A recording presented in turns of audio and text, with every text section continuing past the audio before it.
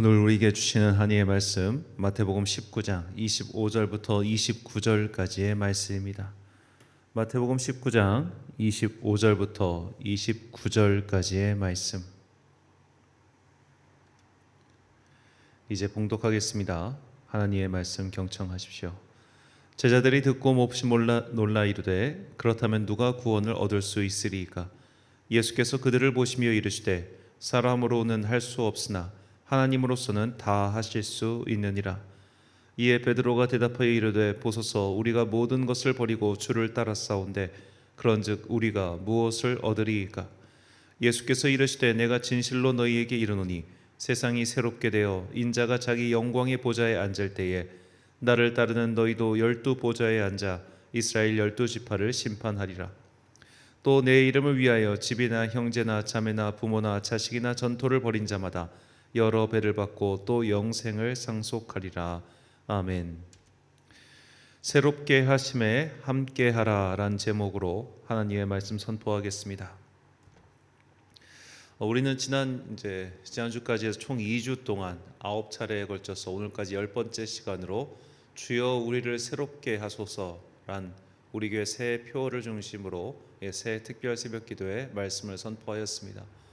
이 새롭게 되다 혹은 새롭게 하다라는 이 새롭다, 새로운, 새롭게 이런 단어를 중심으로 이 신구약 성경을 쭉 살펴봤는데요. 이런 과정을 통해서 제가 깨닫게 된 것은 참 성경의 진리는 놀라울 만큼 일관되게 아주 지극한 단순함과 또 아주 명징함으로 우리에게 복음을 전해주고 있다는 것이었습니다. 새롭게 된다고 하는 것은 창조의 선한 상태로 돌아감을 뜻합니다. 즉 새롭게 한다는 것은 이전에 없었던 완전한 새로움, 이전에 존재하지 않았던 어떤 것을 만들어내는 그런 것이 아니라 하나님께서 이 세상을 창조하셨을 때에 온 피조 세계가 그분께서 보시기 좋았던 그 모습으로 그 상태로 되돌아가는 것이 성경이 말하는 새로움입니다. 이전 상태로 돌아가는 것. 그래서 성경에서 말하는 새로움이란 회복이라고 말씀드렸습니다. 그런데 이 회복을 하는 것은 나의 힘으로 되는 것이 아닙니다. 그것은 하나님께서 하시는 일입니다. 우리의 설계자이시며 우리의 창조주이신 그분께서 어디가 어떻게 망가졌는지를 가장 잘 아시고 그 망가진 것을 수리하시는 것이죠. 먼저 우리의 영혼을 새롭게 하시고 또 더 나아가 모든 피조 세계를 새롭게 하십니다. 이것이 하나님의 구원 사역, 하나님의 재창조 사역인 것이죠. 성경은 이것을 계속 증언하고 있으며 주님께서는 이렇게 새롭게 하신다고 말씀하셨습니다. 오늘 본문 28절 말씀입니다. 예수께서 이르시되 내가 진실로 너희에게 이르노니 세상이 새롭게 되어 인자가 자기 영광의 보좌에 앉을 때에 나를 따르는 너희도 12 보좌에 앉아 이스라엘 12 지파를 심판하리라. 아멘. 세상이 새롭게 되어라고 할 때 이 새롭게 되어는 헬라어로 팔리게네시아라는 단어인데 이 단어는 중생, 거듭남, 재생이라는 뜻입니다. 신약성경에서 2번 사용된 단어이죠. 일전에 말씀드렸던 르네상스, 프랑스어로 부흥 혹은 재생이라는 것이 바로 이 단어와 똑같습니다. 새롭게 되는 것인데 이전에 있었던 것, 그것을 복고하는 것이죠. 복고하는 것. 자, 이렇게 과거의 것, 과거에 이미 하나님께서 만들어 놓으신 그것, 이런 것, 좋은 것들, 완벽한 것들, 그런 것이 인간의 죄로 말미암아 어긋나기 시작했습니다. 그 어긋남은 마침내 커다란 균열이 되었고 그 균열로 인해 우리는 이렇게 망가진 세계 속에 살아가면서 또한 나도 여러 가지 결핍과 망가진 상태에 머물러 있게 된 것이죠. 그래서 우리가 날 때부터 죄인이라는 겁니다. 모든 사람은 다 결핍된 상태에서 태어나기 때문이죠. 이렇게 망가진 우리의 영혼을 성령님께서 새롭게 해주시는 겁니다. 그리고 성령님께서 마침내 온 세계를 다 새롭게 하시는 것이죠. 이렇게 성경은 정말 일관되게 마치 수미 쌍관, 처음과 끝이 머리와 꼬리가 같은 것처럼 동일하게 이야기하고 있습니다. 요한계시록 21장 5절 말씀입니다. 보좌에 앉으시니가 이르시되 보라 내가 만물을 새롭게 하노라 하시고 또 이르시되 이 말은 신실하고 참되니 기록하라 하시고 아멘. 자, 만물을 새롭게 하다, 이것도 똑같은 말입니다. 즉 창세기 1장과 2장에 나타났던 이 창조의 선한 상태, 이것이 인간의 죄로 인해 망가졌는데 마지막 때 요한계시록이 말하는 그 환란의 시기가 지난 이후에 하나님께서 만물을 새롭게 하신다는 것이죠. 이 환란이라고 하는 것도 이 창조 사역 과정에서 보자면 여러 가지 이 피조 세계의 망가진 부분들, 고장난 부분들을 하나님께서 쳐내시는 겁니다. 마치 가지치기를 하듯이 우리가 예를 들어 자동차가 사고가 났어요. 그러면 어떤 부분은 삐져나오고 튀어나오고 이런 부분들이 있을 거 아닙니까? 그런 것들을 잘라내는 겁니다. 때로는 문짝을 갈듯이 갈아버리는 겁니다. 그러니까 요한계시록에 나오는 그 마지막 때의 그 심판의 모습은 바로 이런 회복과 재생을 위해서, 새롭게 하기 위해서 가지치기를 하는, 쳐내는 그런 과정이라고 볼 수 있겠죠. 자, 이처럼 처음 성경은 이 창조의 선한 상태가 어떻게 망가지고 그리고 하나님께서 이것을 다시 어떻게 회복시키시고 새롭게 하시는지를 쭉 이어서 보여주는 그런 진리의 과정, 회복의 과정이라고 할 수 있겠습니다. 이 회복과 재생 사역의 주체는 바로 하나님의 영이신 성령님이십니다. 성령님께서는 지금도 우리를 회복시키시고 또 재생하고 계시죠. 우리는 이미 시작된 그분의 재생 사역 안에 있으며 앞으로도 이것이 완전히 회복되는 날을 기다리고 있습니다. 자, 이것이 전체가 다 얼개라는 것이죠. 우리는 이미 그 안에 들어와 있으며 우리의 영의 회복과 함께 외적인 삶의 회복이 병행되어야 한다고 계속 말씀드렸습니다. 이것을 구분하면 다음과 같습니다. 성령님께서 우리의 영혼을 회복시키시고 새롭게 하시고 의인이 되게 하시는 것을 우리는 칭의라고 부르죠.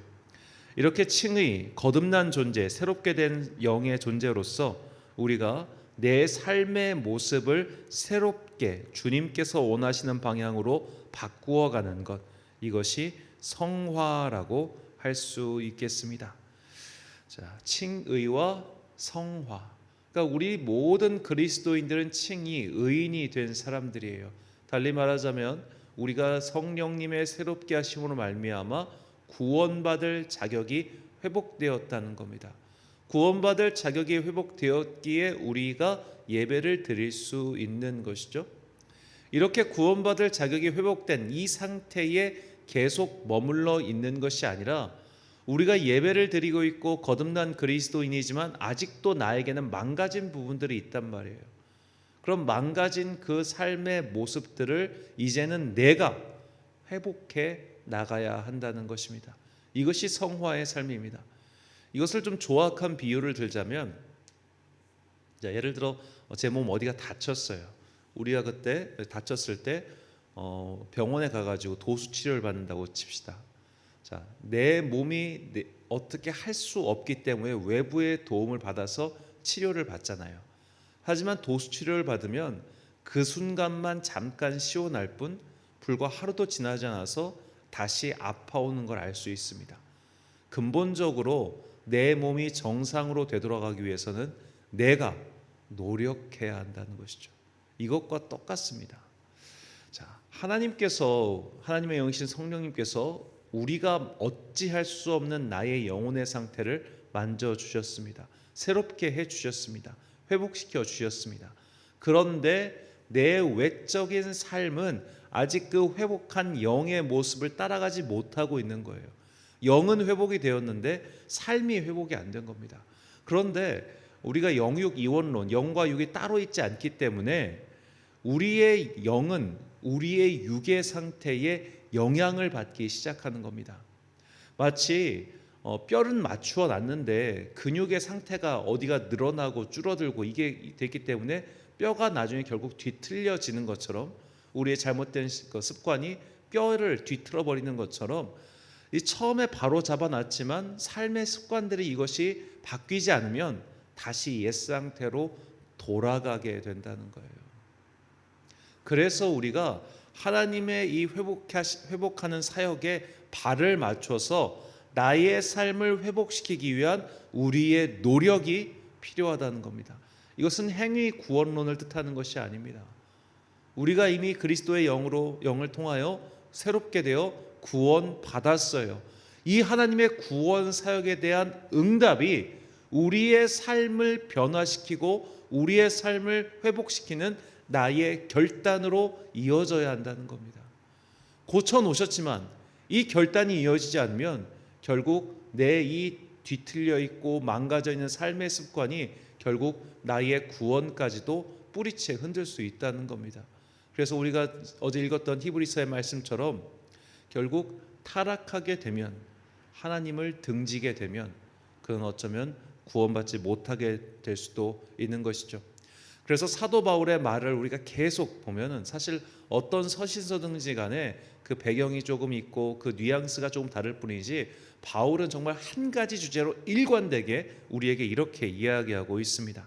디도서 3장 5절과 8절 말씀, 우리를 구원하시되 우리가 행한 바 의로운 행위로 말미암지 아니하고 오직 그의 긍휼하심을 따라 중생의 씻음과 성령의 새롭게 하심으로 하셨나니.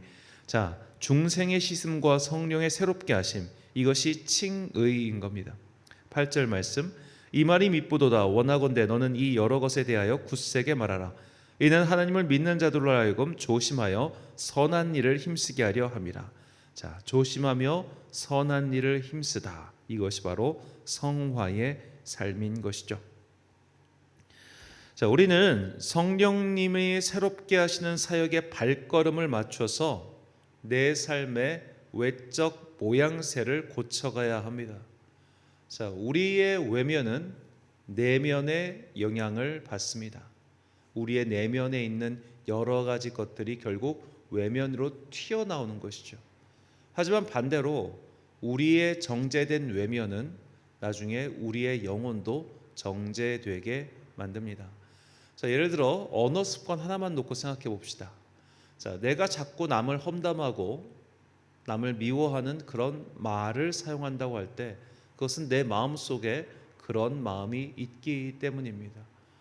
그렇기 때문에 우리가 이 말로 튀어나온 행동이라고 하는 것은 결국 내 마음의 어떤 것이 외부로 표출되는 것이라 이렇게 말할 수 있겠죠. 그런데 이 반대도 가능합니다. 자, 비록 내 마음속에 누군가를 질투하는 마음이 있고 미워하는 마음이 있고 시기하는 마음이 있다고 가정해 봅시다. 그런데 내가 그것을 자각하고 내 입술을 통제하기 시작하는 거예요. 내가 이런 말 하면 안 되지, 이런 것은 옳지 않아. 그래서 내 언어 습관, 내 생활 습관을 내 스스로의 의지로 그것을 조금씩 바꿔나가는 겁니다. 그러면 내 마음의 상태도 어느샌가 그렇게 변해 있는 것이죠. 자, 이것을 뭐 영과 육의 관계 좀 이렇게 복잡하게 생각하지 말고 단순히 그냥 마음과 행동의 관계로만 생각해 봅시다. 우리의 마음은 행동에 영향을 줘요. 그리고 우리의 행동은 우리의 마음에 영향을 줍니다.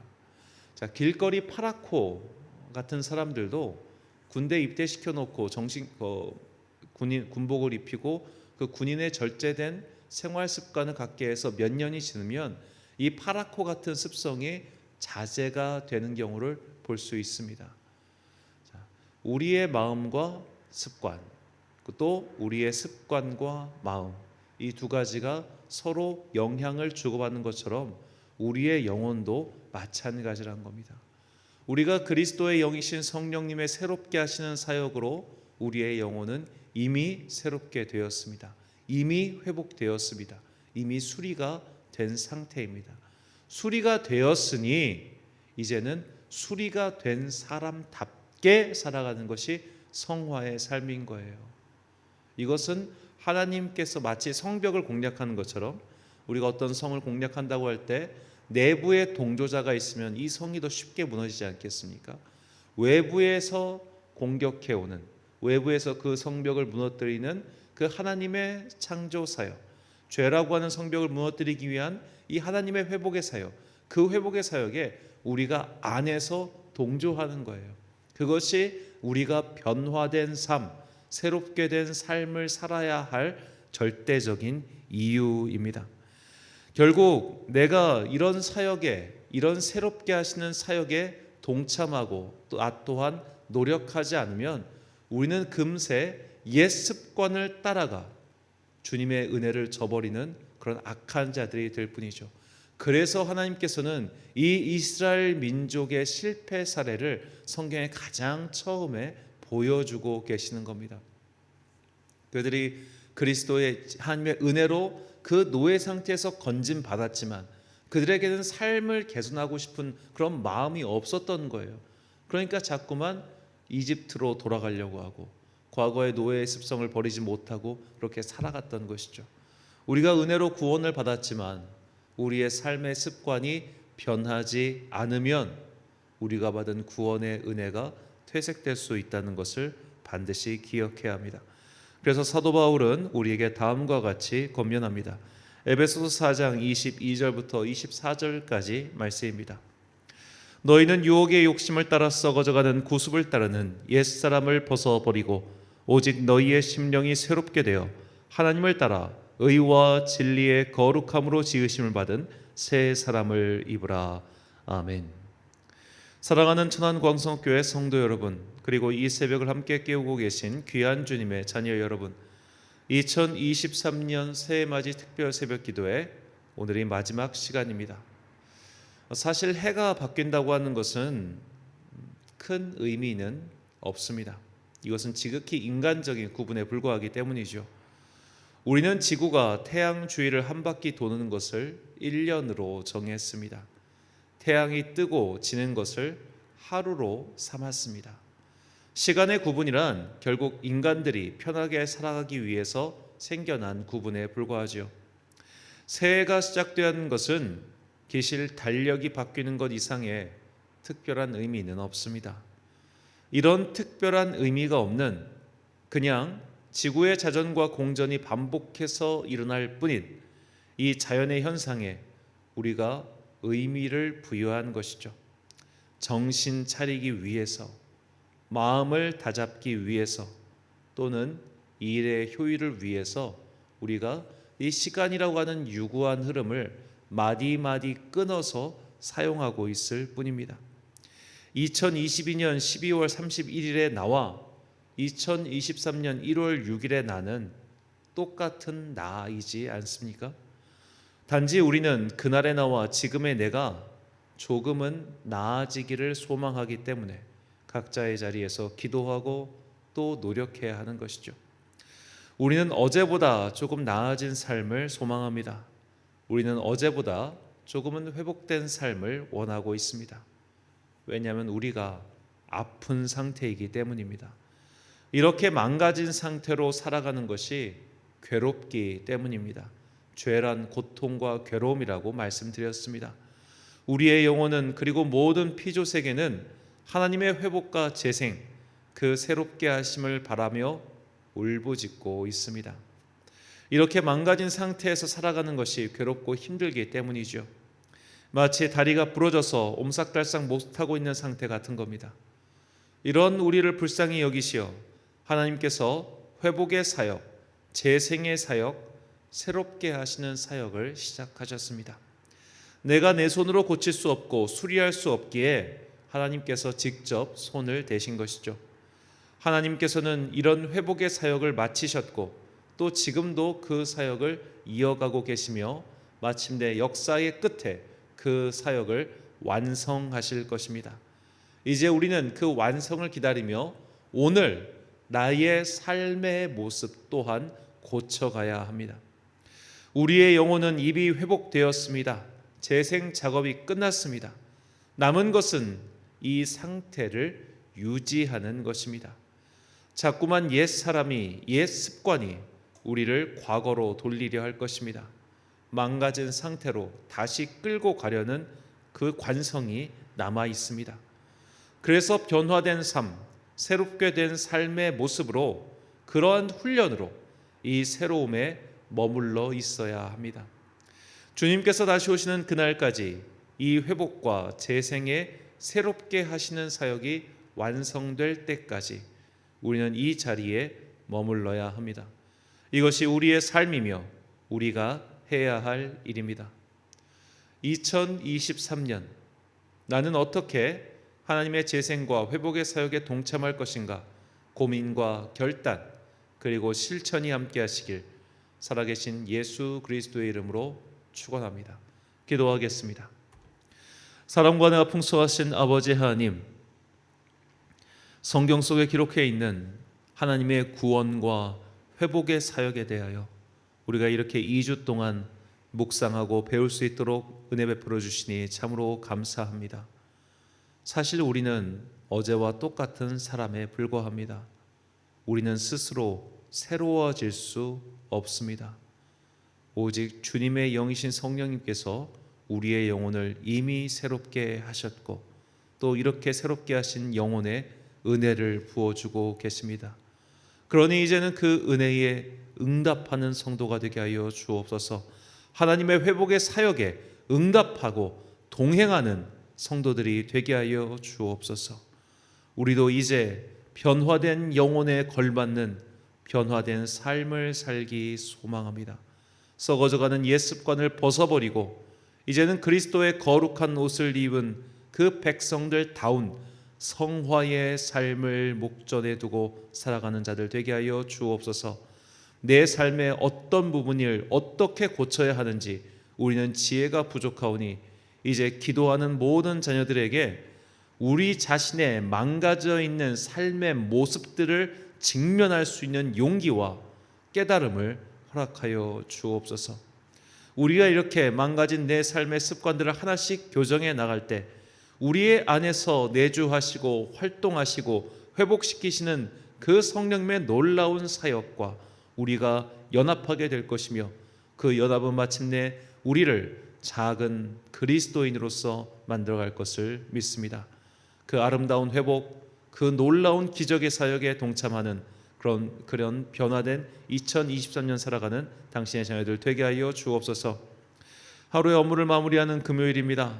오늘 저녁도 각자의 처소에서 그리고 교회에 나와서 기도하는 모든 자녀들에게 기도의 응답이 임하게 하여 주시옵시고 특별히 성령님의 뜨거운 은혜가 우리의 심령을 강타하게 하여 주셔서 우리가 정말로 그리스도의 사랑으로 거듭나고 그리스도의 은혜를 깨달아 삶을 하나하나씩 교정해 나가는 그 내적인 힘이 샘솟듯 솟아오르게 하여 주옵소서. 오늘도 그리고 올 한 해 동안 참 좋으신 우리 주님의 은총과 평강이 모든 성도들에게 임하기를 간절히 소망하오며 이 모든 말씀 우리 구주 예수 그리스도의 이름으로 기도드립니다. 아멘. 자, 오늘의 기도 제목입니다. 내 영혼을 회복시키신 성령님의 사역에 동참하여 망가진 것들을 수리하시길 바랍니다. 내가 고쳐야 할 나의 습성은 무엇입니까? 주님 앞에서 내가 고쳐야 할 부분이 무엇인지 여쭤보시고 그 깨달음을 선물로 받는 새해가 되시길 바랍니다. 기도의 제목 가지고 각자 기도하시고 오늘은 특별히 축도로 새벽 기도에 마치겠습니다. 지금은 우리 주 예수 그리스도의 은혜와 하나님 아버지의 놀라우신 사랑과 성령님의 교통하심이 이제 성경의 처음과 끝까지 기록되어 있는 이 회복의 사역, 새롭게 하시는 그 사역에 동참하여 내 삶을 성화의 삶으로 엮어가이라다지만은 귀한 주님의 자녀들 머리 위에 지금부터 영원까지 함께 하시기를 간절히 축원하옵나이다. 아멘.